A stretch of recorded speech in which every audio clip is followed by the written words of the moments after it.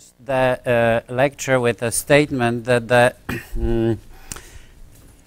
when a particle travels through a magnetic field, then it doesn't change its kinetic energy. Well, because the magnetic force was perpendicular to velocity of the particle, I derived, I calculated work done on the particle in an arbitrary field, and I've shown you that that work is zero. And so if there is only one interaction with the particle, and that interaction is magnetic, then the work is zero, and changing kinetic energy of the particle must be zero. I have a puzzle now. Well, I have two magnets over here. And, well, I'll put one magnet on one hand and bring another magnet. Did you see what happened? And the magnet which was on my palm accelerated, well, change its speed and reach that other magnet. Do you see my problem? What is anything puzzling you? Or what puzzle am I going to give you?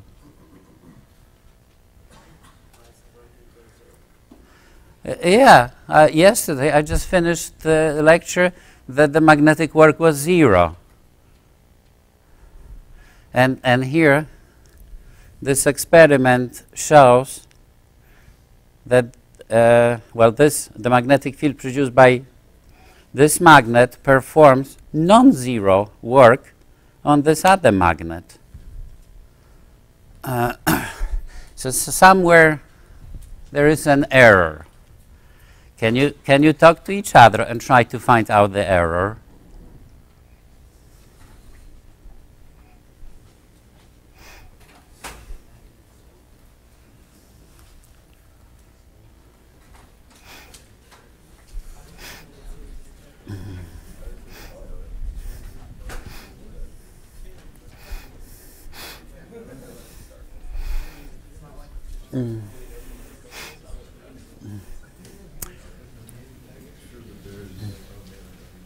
Has anybody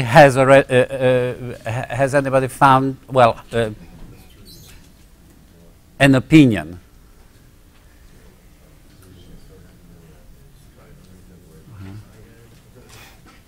May we listen, for example, to your conversation? Because I think that you have quite a vigorous conversation. And so how about, what are your opinions? Anybody is willing to say? You are? Okay. We were discussing how that it starts at rest and ends at rest, so there's no net kinetic energy change, but that energy is, it is less magnetic potential energy, so energy's probably been stored in maybe an electric field, since they're, the same. Oh, so Andrew and Jerry came to the conclusion that there is some electrostatic potential energy, right? Yeah, related to the magnetic potential energy because the charges were moving. Okay, and somebody has another opinion? Okay. Well, yesterday you said it was the work performed on a particle, and it wasn't, and that's two different magnetic fields, and it's not performing work on particles. So actually you are accusing me that I don't have... Yeah, say it. Because I think Oscar is indeed right. It was magnetic work performed on the particles. Now, which of those two is a particle? Oh, well, definitely not this one. These are objects. So work done on a charged particle. So if I have an electron or a proton, then magnetic work is zero. Over here, these are objects. All right. Good job, Oscar. Now,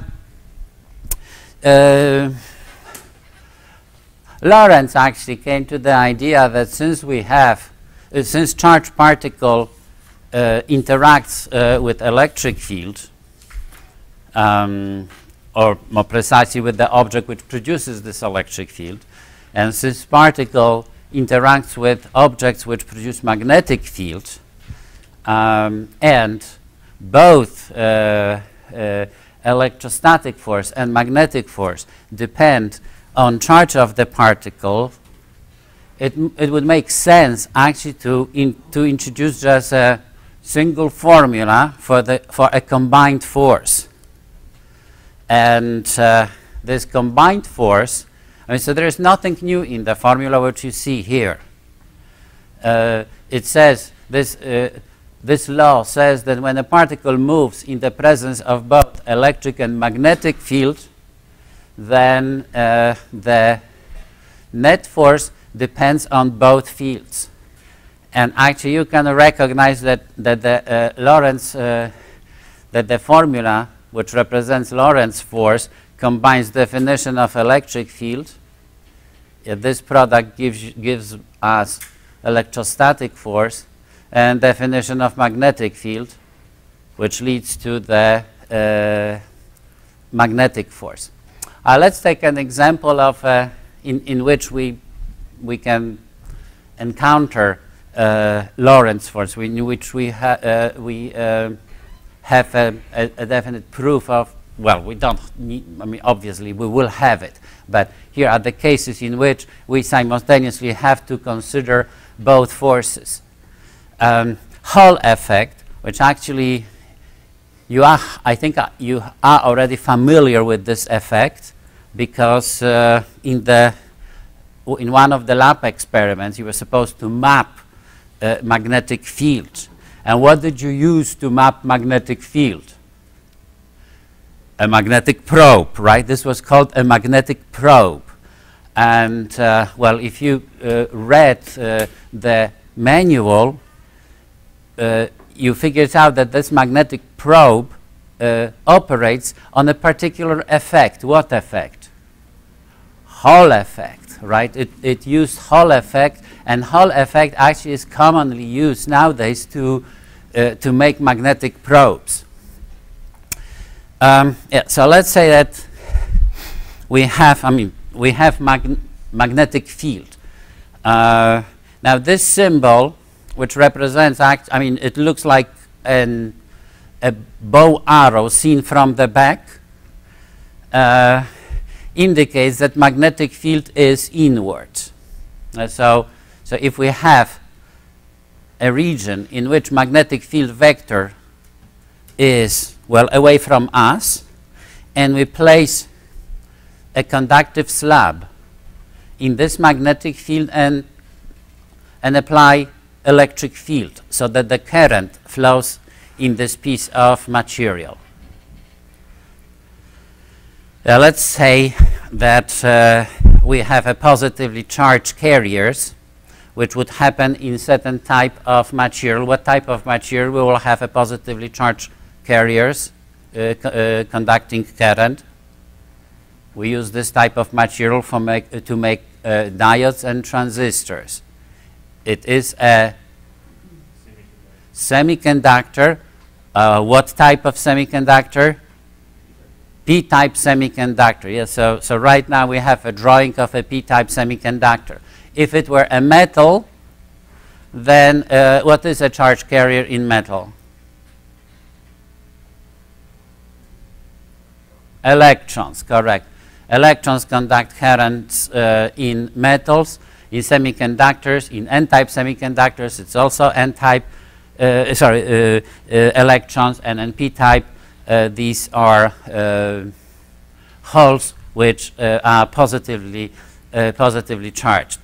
All right. Well, if current flows, it means that these charge carriers move. If they are positively, they move consistently with the direction of the current. I mark here a conventional current. If the charge carriers have negative charge, then the then they move in the direction opposite to the direction of the conventional current. But since in the drawing I have positively charged carriers, it means that they move in the same direction as the conventional current flows, so the drift velocity of those particles is consistent with the direction of the conventional current. And for analyses, we always, drift velocity is introduced in such a way, it's an average velocity of all particles moving in the cloud. So we can assume that all particles move with the same velocity equal to the drift velocity, although it is not precisely true. All right, well, if a particle moves to the right, and why it would move to the right? Yeah, because we would have to apply, we will have to make this current to flow. We will have to apply electric field to the right. Right, so here potential would have to be higher. Here potential would have to be lower. We can connect just this piece to a battery with a positive terminal connected to the left-hand side and negative terminal of the battery connected to the right-hand side. The battery would create an electric field in the slab to the right. Now recognize that magnetic field is in.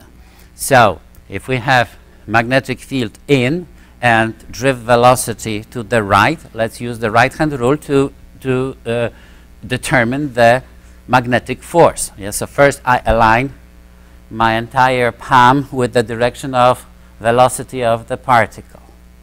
Then I have to turn my hand until I'm able to bend my fingers in the direction of magnetic field. And the thumb shows the direction of the magnetic force. So indeed I can recognize that magnetic force exerted on this charged particle is to the left. Well, if it is to the left, it means that this particle will experience acceleration to the left as well. So instead of moving to the right along that slab, it will move along a circle, right? It will move along a circle. And it will cause that positively charged particles will accumulate on this side.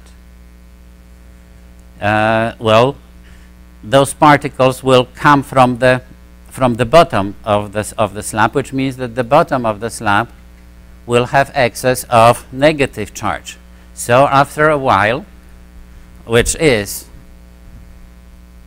a tiny fraction of a second, probably even fraction of a microsecond, as soon as we arrange the circuit, one side of the slab will accumulate positive charge, one slab will accumulate negative charge.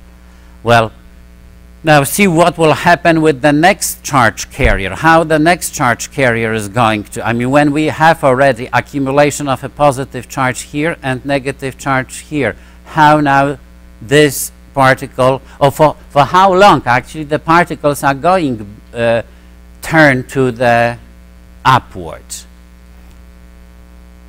Yeah, because it won't happen forever. Accumulation of the positive charge on the top and negative charge on the bottom causes that an electric field is established too, right? What is the direction of the electric field caused by the accumulation of charge carriers? Down, right? Electric field is down. So this millionth or zillionth charge carrier which travels, which attempts to travel through the slab, experiences now both forces. Magnetic force to the which tries to make it turn upward, and electrostatic force. Which way will the electrostatic force will be exerted on this charge carrier, on positively charged carrier, consistently with this drawing? Which way? Also up. Why? Well, we can look at this two ways. One way is if we have accumulation of positive charge here and negative charge here, what is the direction of electric field caused by this accumulation? Down. Oscar says down. Electric field is down. So, Owen, how did you figure out that? How can you figure out the direction of the force now? Well, according to this expression, we have to multiply electric field vector by the charge of the particles. Electric field is down. We multiply it by positive charge of the particle. Therefore, we will get a vector in which direction? How come? If we multiply a vector by a positive number, we get a vector in the same direction. Force is going to be also down. The electrostatic force is going to be down. Magnetic force is up. Magnetic force is up. Electrostatic force is down.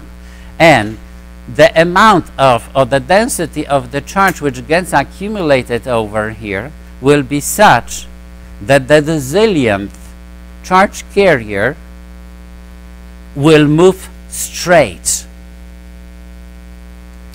I mean, charging of the top and bottom part will continue until the charge carriers will start moving straight. Well, so when does it happen? When the magnetic force is precisely opposite to electrostatic force. So I wrote here, consistently with this drawing, magnitude of the magnetic force. Now from this expression, magnitude of this force is charge of the particle. It's a positive one, so I don't even have to take absolute value. Magnitude of the first vector, which is magnitude of drift velocity. Magnitude of the second vector, so it's magnitude of the magnetic field vector. We can also say that it is magnetic field strength. Like, remember that magnitude of electric field vector is referred as electric field strength. Magnitude of magnetic field vector is referred to as magnetic field strength. And now I have to multiply, I mean, in order to find magnitude of this vector, I have to multiply the product by one more factor in principle. What is it? Yes, Jerry? Not cosine, but sine. Yeah, sine of the angle between drift velocity and magnetic field vector. But drift velocity here is to the right, magnetic field is in, so the angle between these two vectors is 90 degrees. Sine of 90 degrees is 1, so I skipped it. Now magnitude of this vector will be absolute value of the charge multiplied by the value of by the electric field strength. I wrote electric field strength. I put a subscript H to indicate that this is that whole electric field which is induced by the redistribution of charged particles. All right. So now let's say that the separation between the, I mean that the width of the slab is d, and I can write down that because it is pretty hard to measure directly electric field strength, but you have already figured out that it is easy to measure potential differences. So in Hall, when we conduct experiment about Hall effect, we can measure potential difference between one side and the other side. Well, if I know the distance between the two sides, I can relate that potential difference to the electric field strength. And if I substitute it now in the in that other direction, in that other expression, well, I mean, Q and Q cancels here, so I can recognize that electric field strength multiplied by D will be drift velocity multiplied by magnitude of drift velocity times magnetic field strength times multiplied by the width of that slab. So from here I can recognize that, now how did I do this? I related drift velocity to current. So you would have to go back to recognize that actually we had a different, we related the other way. Earlier you had a formula that the current flowing is equal to concentration of charge carriers multiplied by charge of charge carriers multiplied by cross-sectional area and multiplied by drift, by magnitude of drift velocity. This would give us current. So I can solve that expression for drift velocity and relate potential difference due to Hall effect with the current flowing in that slab, magnetic field in which that slab is related, and then concentration of charge carriers, well, properties of the slab actually. So it's dimensions, cross-sectional area and the width, concentration of charge carriers in the slab, and type of charge carriers. Well, this formula is commonly used actually to determine concentration of charge carriers. Because see what is easy to measure. Is it easy to measure this voltage, this potential difference? Well, we have to recognize what potential difference is. It's potential difference between the two sides of the slab. It's easy to measure. We use, what are we going to use to do that? A voltmeter, correct. How about D? Is it easy to measure D? What can we use to measure D? A ruler. I mean, usually we'll use probably a micrometer, but indeed, it's easy to measure. How about this area? Yes. Well, how about current? What would we use to measure current? A what? The ammeter. All right.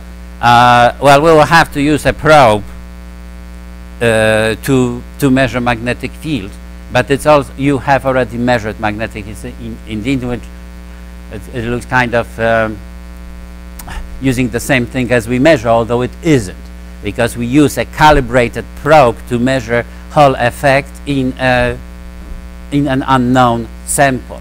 Well, we will have to know, I mean, Q is going to be either E or minus E. Yeah, because this will be charge carriers in the charge of charge carriers. So if these are electrons, we will have, well, we will have E over here. Q is will be really elementary charge. Everything over here are the magnitudes, and this way we can determine what is the, from this formula we can determine what is the magnitude of what is the charge concentration. Now, actually, I want now to analyze what would happen if instead of positively charged carriers, the material conducts current using electrons, negatively charged carriers. What would be different in the drawing? Yes, Andrew.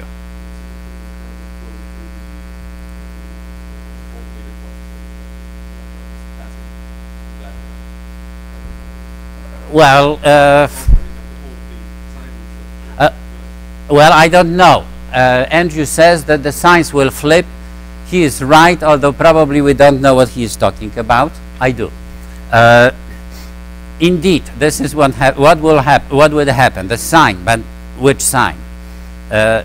Sign of that whole potential difference. If we have electrons, this side will be will have lower potential. This side is going to have higher potential. Let's analyze why. I mean, with the same current measured by the ammeter. Yeah, because if I maintain the same current, what will happen to drift velocity? Drift velocity won't be the same. If electrons carry current, then drift velocity is opposite to the direction of the conventional current. Ammeter is going to measure conventional current. So in order to maintain the same current, charge carriers, electrons will have to have drift velocity to the left. All right, let's figure out, if we don't change now magnetic field, what will be the direction of the magnetic force on the electrons. All right, so looking at this expression, velocity of the electrons is going to be to the right.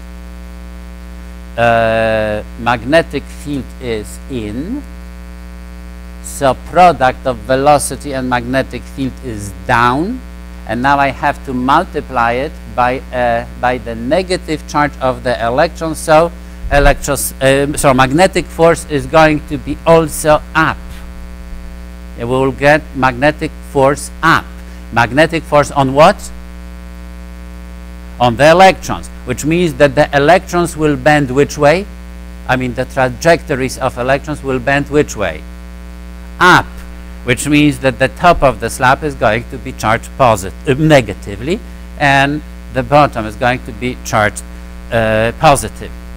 All right, now I want to show another application. I will do it in a simulation of the Lorentz force.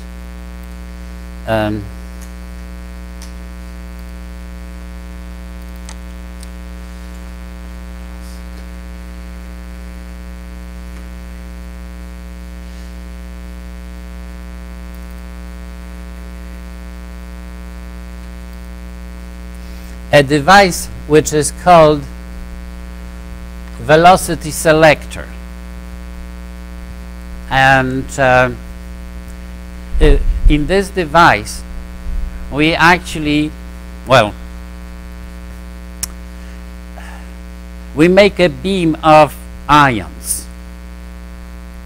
Yeah, so here we have, really it's an oven, and we heat up material, and well, everything here is in vacuum, and this from this hot material atoms will escape and travel through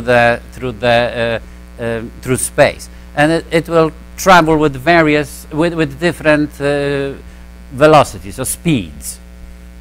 Really, velocities is what is important. Now, those ions are allowed to enter a region in which electric and magnetic field are applied. Consistently with this drawing, magnetic field is perpendicular to the screen, and electric field is between these two sides. So it's transverse. I mean, both actually are transverse to the trajectory of the particles which enter this space. However, electric field is in this direction, magnetic field is out into the drawing. Well, so right now I can control in this simulation the magnetic field strength and electric field strength. I can also vary what is here? Charge and mass of particles, and initial velocity, component of velocity of the particles which enter this region. So this is a component of velocity to the right. All right. So let's say that magnetic field strength is 0 and electric field strength is 0. If a charged particles enter this space, how is it going to move in this space?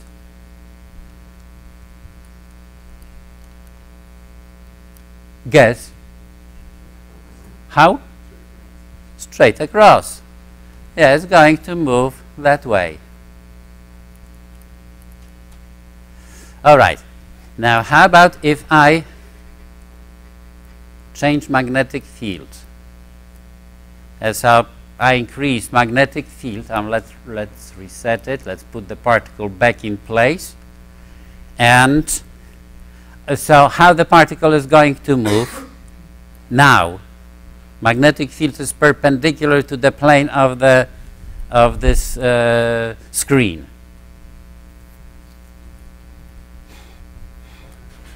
It will be up or down. Okay, and it is up or down depending on this, what is the direction of the magnetic field.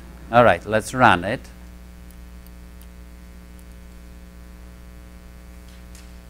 Hold on. Oops, no.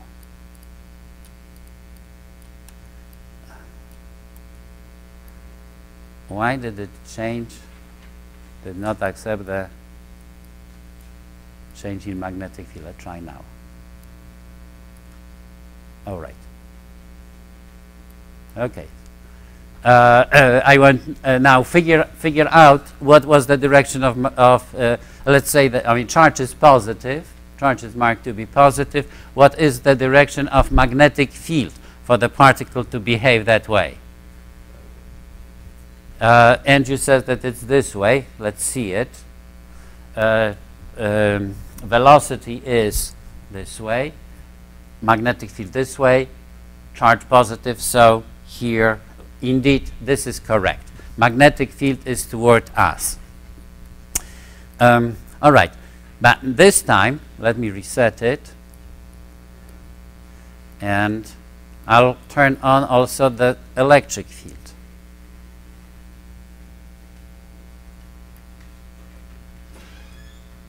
How about this way?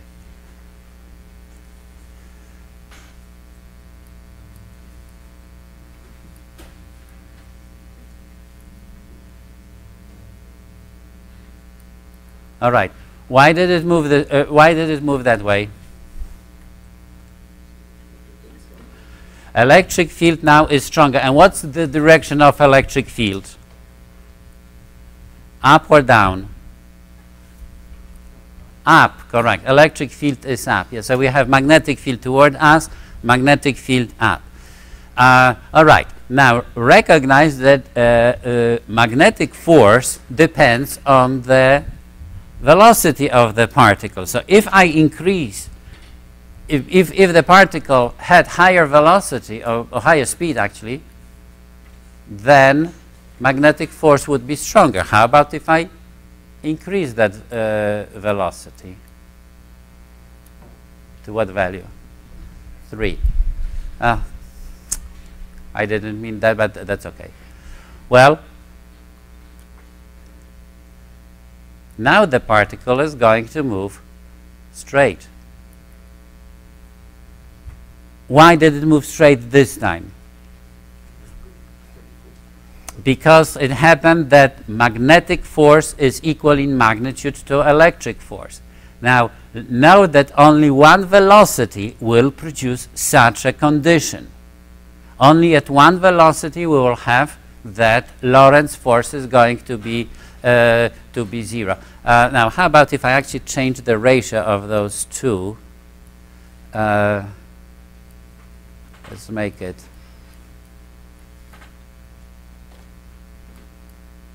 4 and 2.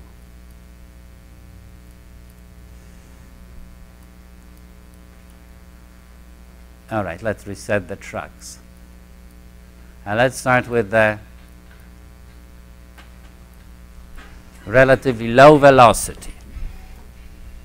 So when the magnitude of velocity is small, then which force is going? I mean, well, how about if I run it?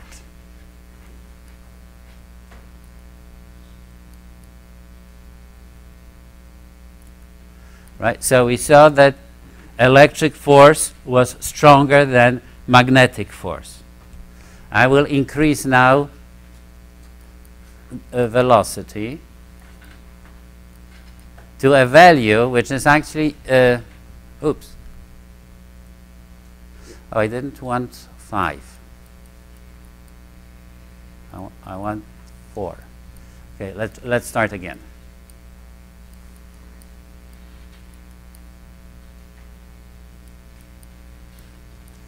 All right. So particle moves relatively slowly. Magnetic force is weaker than electric force, and the ions are deflected in the direction of electric field. Now I will make speed, magnitude of velocity, equal to the ratio of electric field strength over magnetic field strength.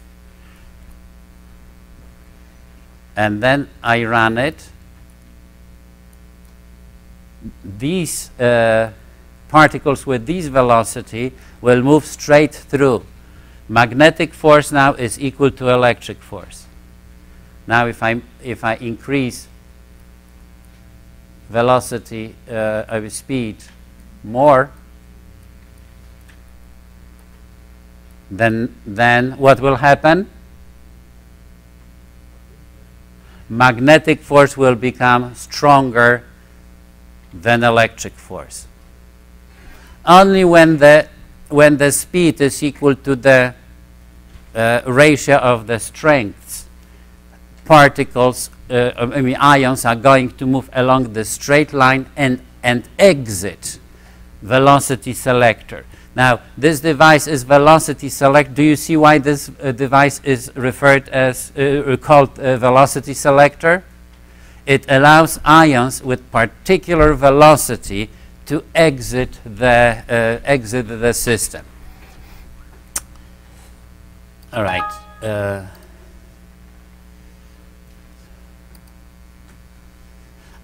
Since I'm here, I want also to show you another device, a simulation of another device, in which we use, which is used to accelerate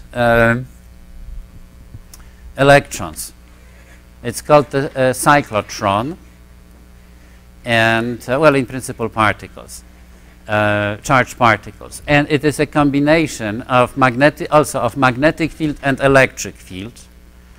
Well, magnetic field, I mean, you see that magnetic field is perpendicular to the screen, and actually this symbol means that magnetic field is toward us. If we have cross on that circle, it means away. A dot, it means toward us. It's also well, an image of an arrow bow, of a bow arrow. Now, in this magnetic field, we have two electrodes, which actually look like an empty can. So charged particles can enter and make turn over there, and the two sides are connected to the source of electric field, and that field is a variable field, a sinusoidally varying field. But if we choose the frequency at which we change the field to match the period of an orbit in magnetic field, it is that when particles is in this space, it will be always accelerated by the electric field. Its idea is that when particle moves up, the electric field pushes it up. When the particle starts to move down, electric field pushes it down. We have to flip electric field back and forth. I will be making here a plot of the vertical component of velocity, and at the same time vertical component of the electric field. All right. Yes, all right. Let's run this simulation. We have a certain frequency with which change electric field. We have certain strength of this electric field, and we have certain value of the magnetic field. And actually, right now, it is selected to such values. The values are selected in such a way that the cyclotron really accelerates this particle. This is how the particle is going to move in that combination of variable electric field and constant magnetic field. Eventually, it gets to a point when it escapes from this can and is shot out with relatively high speed. Those speeds are actually, in the cyclotron, we can accelerate electrons to speeds comparable already to speed of light. Something like 1/4 of the speed of light, or one half of speed of light. Now, the important thing was that whenever velocity, vertical component of velocity was up, electric field had to be up as well. When vertical component of velocity was down, the electric field was down too. Now, let me, let's reset it. Let's erase this track. And I show you what will happen if we choose frequency improperly. And just by a little bit. So now we are changing the frequency inconsistent with the cyclotron frequency of the charged particle in this field.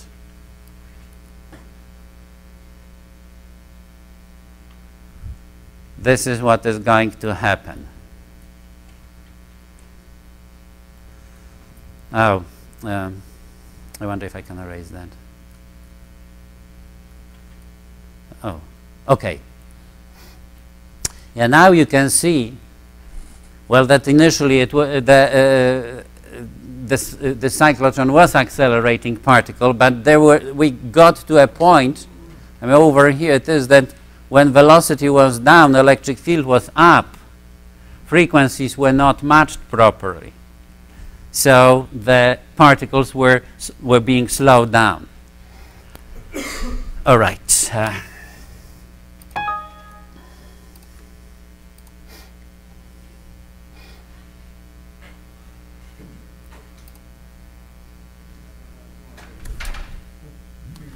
Now,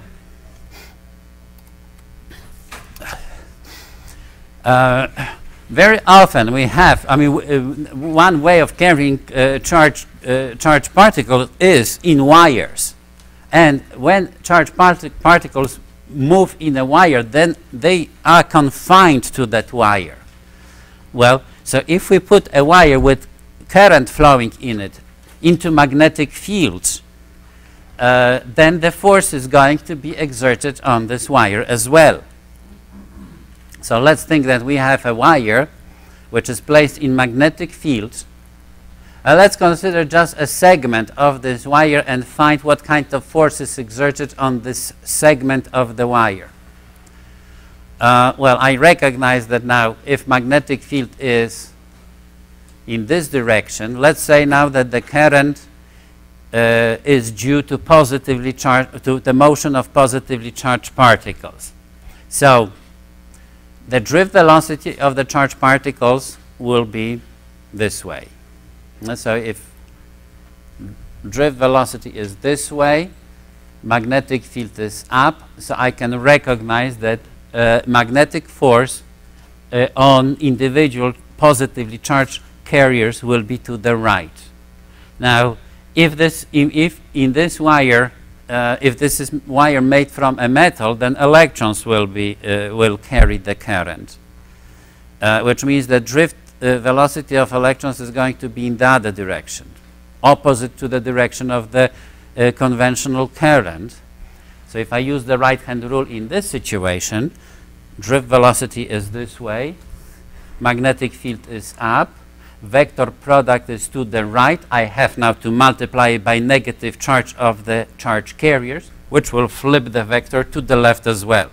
So we can recognize now that no matter actually if the charge carriers have positive charge or negative charge, magnetic force is going to be in the same direction. It is more convenient, therefore, rather than to look at the drift velocity, look at the direction of the current and use right-hand rule considering conventional current. Well, I can recognize that conventional current, no matter of the type of charge carriers, is in this direction. Magnetic field is up, so magnetic force is down. With the currents, think about currents and use the current and magnetic field to determine the direction of magnetic force. And actually, let's relate this magnetic force to the current flowing in the wire. Well, I can write that it's charge of the charge carriers times drift velocity, and I mark this drift velocity as magnitude of drift velocity and multiply by a unit vector S, which is in the direction of the segment. So vector S is a vector aligned with the segment, consistent with the direction of the current, and multiply by magnetic field vector. Magnitude of drift velocity times this unit vector gives me drift velocity. All right. This would be force exerted on one charge carrier. Now we have a lot of charge carriers. Well, I think you are coming too fast. So I will multiply now this force exerted on a single charge carrier by the number of carriers. Actually, you know what? I mean, since people are looking already in, I think that we will come back to this subject tomorrow. I wonder if they have maybe a test. So we will stop at this point and see you tomorrow.